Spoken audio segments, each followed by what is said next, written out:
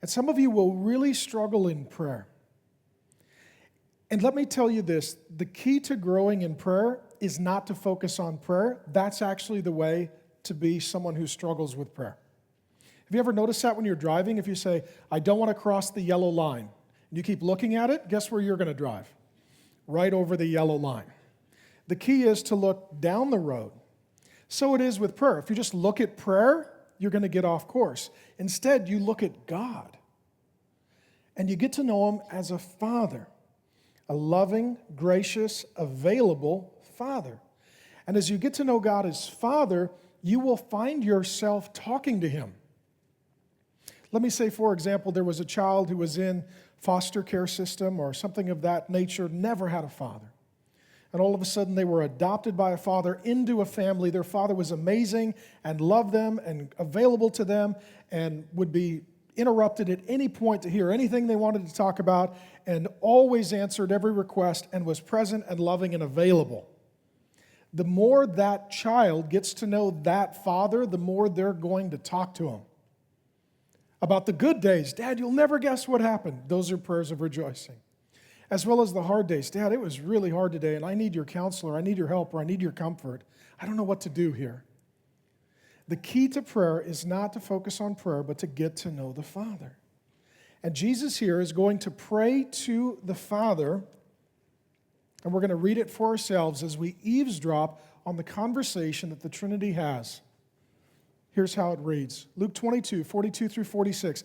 Father, if you are willing, there's the word Father, if you are willing, remove this cup from me. Nevertheless, not my will, but yours be done.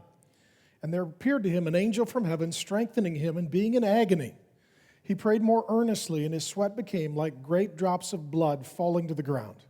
And when he rose from prayer, he came to the disciples and found them sleeping for sorrow. And he said to them, why are you sleeping? Rise and pray that you may not enter into temptation. So here's Jesus praying to God the Father. He has his prayer partners who are failing him and also an angel who is comforting him. We'll look at everyone who is involved here. First of all, there are Jesus' friends. They are to be partners in prayer, and they fail him in his most difficult, arduous season, moment of life. And I know that for some of you, this is where church is difficult, or Christian friendships are difficult, or signing up for a community group is difficult because perhaps in the past you've extended yourself and God's people have failed you. And let me say that on behalf of Jesus, I'm sorry, we're sorry, and I know that there are people who would say that about me. Mark failed me. And so I'm not without guilt as well. But one thing I do love is though Jesus' friends failed him, you'll see later on in Luke, Jesus remains friends with them. He continues to love, pursue, forgive, and to work on the friendship. How many of you right now are really failing somebody who needs you? They're in a season of real trouble and trial. It's a dark day for them, and maybe you're too busy, or at least that's the excuse that you use, or perhaps they're just depressing because of the season they're in.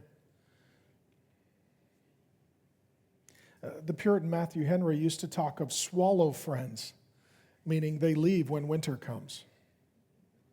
Are you that kind of friend? Boy, your life is really hard. Let me know when you're through it, and I'd love to see you again. Those are Jesus' friends in his darkest day.